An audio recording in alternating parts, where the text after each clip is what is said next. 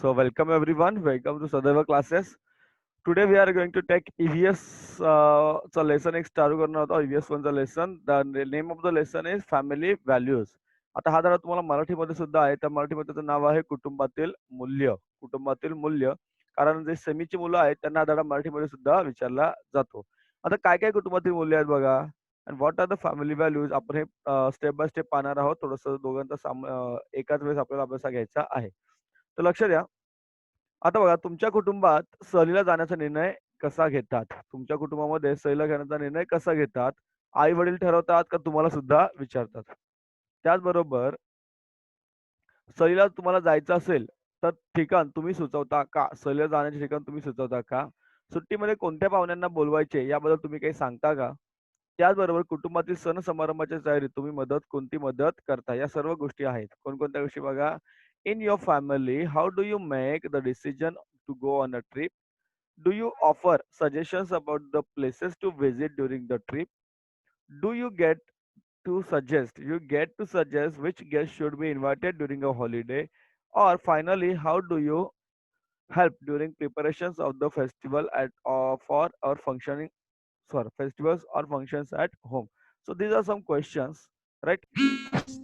So some of the questions asked हे तुम्हाला काही प्रश्न विचारले होते. So role in decision making म्हणजे निर्णय घेण्यात सहभाग. आता काय होतं बघा, कुटुंबामध्ये आपण सर्वजण एकत्र राहत असतो. कुटुंबामध्ये काय होतं, आपण सर्वजण एकत्र राहतो. प्रत्येकाच्या आवडीनिवडी वेगवेगळ्या असतात. विचार आणि मते सुद्धा वेगवेगळी असू शकतात. आपणही भिन्न म्हणजे वेगवेगळे. आपणही इतरांपेक्षा वेगळे असतो. असे असले बघा,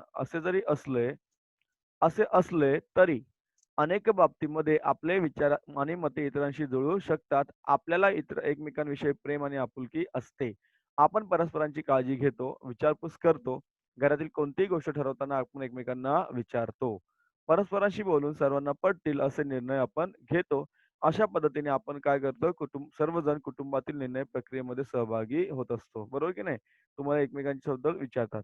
so what is our role in decision making? We live together in a family. Every person's likes and dislikes are different. Thoughts and opinions can also differ. We ourselves are different from others. Even so, our thoughts and opinions can match those to others or on various topics. We have love and affection to each other. We take care of each other and are concerned about other people's well being. Okay, we are concerned about other people's well being. Wait. Sir आवाज येते माझा. Then we talk to each other before making decisions about anything in the house. We consult each other and make decisions that everyone agree with. In this way, we are a part of the decision making in the family. We are also a part of the decision making in the family. Okay, guys? चला आता आपण काय केलं आपण निर्णय प्रक्रियेमध्ये भाग घेतलेला आहे आपण निर्णय प्रक्रियेमध्ये सहभागी होतो आता निर्णय प्रक्रियेत सहभागी झाल्याने काय होतं बघा आता निर्णय प्रक्रियेमध्ये जेव्हा तुम्ही सहभागी होता आल्याने काय होत असतं तर आपल्याला काय वाटतं हे सांगण्याची प्रत्येकाला काय मिळते संधी मिळते तुम्हाला काय वाटतं हे तुम्ही एकमेकांना सांगू शकता एकमेकांना विचारून निर्णय घेतल्याने त्या विषयावर चर्चा होते आणि सर्व बाजू समजतात घरात आपल्या मताला महत्त्व दिले जात आहे हे पाहून आपल्याला कुटुंबाबद्दल अधिक जवळीक वाटू लागते बरोबर की नाही so what happens if we take some decisions and what is your role if you take the decision role in the decision making what happens each person gets opportunity to say what they think by asking everyone's opinion the subject is thoroughly discussed from every aspect. Sir We feel like a more important part of the family when we see that our opinion is valued. तुमच्या बोलण्याला लक्ष देतात ना घरातले म्हणून तुम्हाला वाटतं नाही आपल्याला घरामध्ये किंमत आहे and you are important person आपल्या कुटुंबातील काही निर्णयामध्ये जसा आपला सहभाग असतो तसाच तो आपल्या सार्वजनिक प्रश्नाबाबत सुद्धा असतो वृत्तपत्रामध्ये आपण सहभागाच्या काही बातम्या वाचतो अशा काही प्रातिनिधिक बातम्यांचा सारांश तुम्हाला खाली दिलेला आहे खाली काही प्रश्न आहेत त्यासाठी कोणत्या सहभाग कसा घेतला याची तुम्हाला वर्गात चर्चा करायची आहे right yes see wait yes so just as we have a role in making decision आवाज बंद ठेवायचा आहे We have a role in making decision in our family. We also have a role in decision making. In newspaper, we read about matters requiring public participation. A few Yes, example is sir. given below. Few example is given below. Please mute your sound. Now, चला पुढे. या काही गोष्टी आपल्या जसं काही महानगरपालिकेचं अंदाजपत्रक किंवा शहराचा आराखडा, तर या ठिकाणी गावची काही गोष्ट असेल, तर या ठिकाणी आपले आई-वडील वगैरे तुम्हाला पाहिलं असेल सहभागी होतात. आपल्या परिसरात अनेक छोटे-छोटे बदल व्हावेत असे आपल्याला वाटत असते. परिसरातील बदलांविषयीचे निर्णय सर्वांनी मिळून घेणे हिताचे असते. आपण निवडून दिलेले सरकार सार्वजनिक प्रश्नांबाबत निर्णय घेते. सरकारने घेतलेला एखादा निर्णय अयोग्य जर वाटला, तर त्याबाबत आपण आपले मत नोंदवू शकतो. अशा प्रकारे निर्णय प्रक्रियेमध्ये आपण सहभागी होऊ शकतो. हे कोणाबद्दल झालं? सरकारबद्दल झालं. राइट? सो हां, please mute your sound. Please. Mute your sound. आवाज बंद ठेवायचा बानो तुमचा. रेकॉर्डिंग चालू आहे. We feel the need for minor changes in our environment. It is our advantage. Hmm. It is our advantage that everyone has a role in making decisions about changes in our surrounding. The government we elect makes decisions regarding public matters. If we feel that decisions made by the government is wrong, we can register our opinion. In this way, we can be a part of decision making process. ये कहाँ पे हुआ? हे decision making कुठे होते? On the public स्केलला किंवा सार्वजनिक जीवनामध्ये आपण अशा प्रकारे भाग घेऊ शकतो. घरचं तर झालं आपलं, पण सार्वजनिक जीवनामध्ये. आता बघा काही प्रसंग आहेत तुम्हाला वाचायचे आहेत. नीट सगळं अक्षरशः साधी गोष्ट बघा. साधे प्रसंग आहेत. तर मी तुम्हाला वाचून दाखवतो. तुम्ही तुमचं मत सांगायचंय मला काय आहे ते चुकलं की बरोबर आहे. फर्स्ट काय बघा, आफरीन. आफरीनने मीनूकडे पेन्सिल मागितली. लिहून झाल्यावर तिने पेन्सिल परत केली. त्याचबरोबर शमा सायकलवरून पडली. आईला सांगताना मात्र तिने सांगितलं काय? नेहाने मला पाडले म्हणून मी पडले, असं तिने आईला सांगितलं. रिक्षात सापडलेली पिशवी मेरीने जवळच्या पोलीस चौकीत जमा केली. काय केली तिने? जमा केली. तर या गोष्टी योग्य की अयोग्य तुम्हाला विचारलेलं आहे बघा इथे. काय विचारलं त्यांनी? कोणाचे त्यातील कोणाचे वागणे प्रामाणिकपणे आहे सांगा. तर कोणी-कोणी प्रामाणिकपणे वागवलेलं आहे? सांगा बरं. कोण सांगेल मला? कोण प्रामाणिकपणे वागलेलं आहे? येस. कोण प्रामाणिक वागले? आफरीनने पेन्सिल मागितली, तर मग बघा आफरीन प्रामाणिकपणे वागली. बरोबर की नाही सार्थक?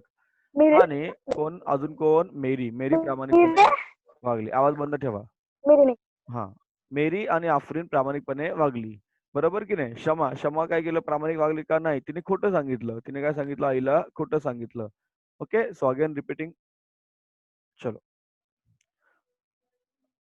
Yes. So note the following situations carefully and state which children show the honest behavior. Honest behavior. खरं कोण बोलतोय? प्रामाणिक कोण आहे? So Afrin borrowed a pencil from Meenu. After she finished using it, she returned it. तिने परत केलेली आहे.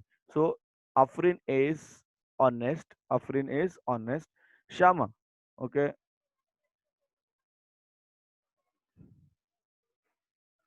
Okay. Shama fell from her bicycle. However, she told her mother, Neha pushed me off the bicycle. तर श्यामा आहे काय बरं सांगा? श्यामा जी आहे, तर श्यामाने काय केलेलं आहे? Shyama is not honest. Mary took the bag she found in a rickshaw to a police station. So Mary is also honest. Mary सुद्धा काय आहे? Honest आहे. Getting guys? चला. Then what are the effects of honest and dishonest behaviour. जर आपण प्रामाणिक वागलो आणि अप्रामाणिक वागलो तर काय त्याचे परिणाम होतात बघा. हे तुम्हाला दिलेलं आहे. प्रामाणिकपणे वागल्यानंतर आणि अप्रामाणिक वागलं काय होतं हे तुम्हाला दिलेलं आहे. तर आपल्या हातून बऱ्या वाईट गोष्टी घडत असतात. कधी चुकाही होतात. एखादी चूक झाल्याचे लक्षात आल्यास त्याविषयी आपण आई-वडिलांशी, भावंडांशी व मित्र-मैत्रिणींशी मोकळेपणाने बोलावे.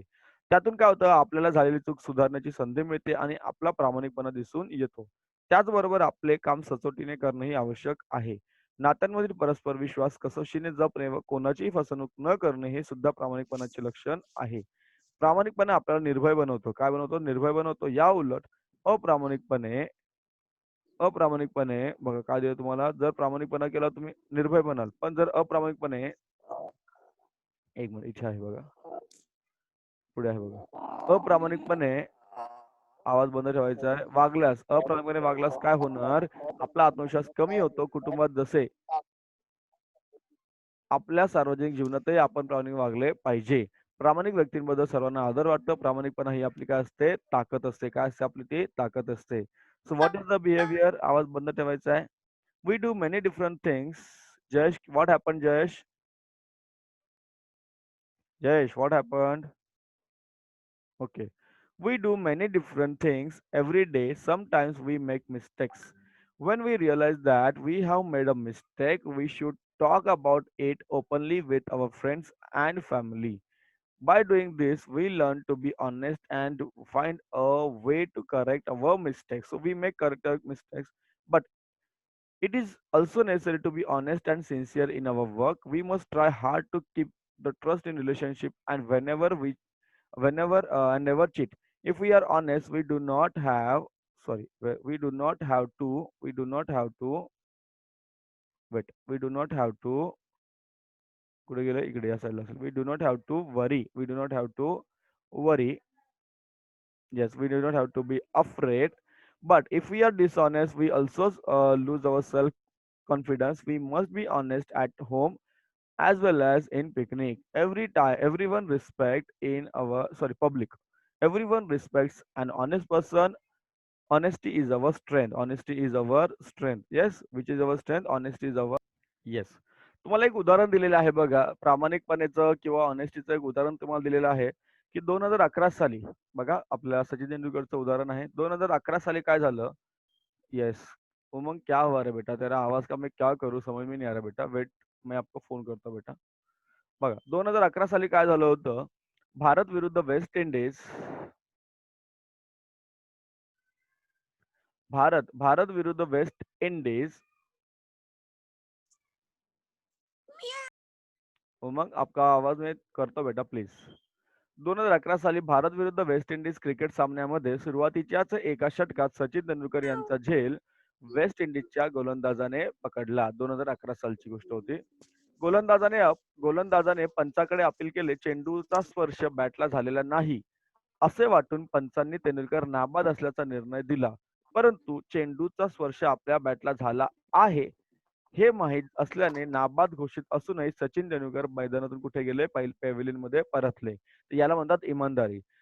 अंपायरने त्यांना चूक आउट दिलं नव्हतं. अंपायरला वाटलं आउट नाहीये, परंतु सचिन तेंडुलकरला माहित होतं की आपण आउट आहोत आणि ते स्वतःहून बाहेर पडले. याला म्हणतात इमानदारी. लक्षात घ्या, याला काय म्हणतात? इमानदारी.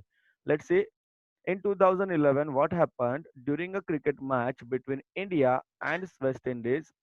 A bowler caught Sachin आवाज Tendulkar. येतोय तुमचा.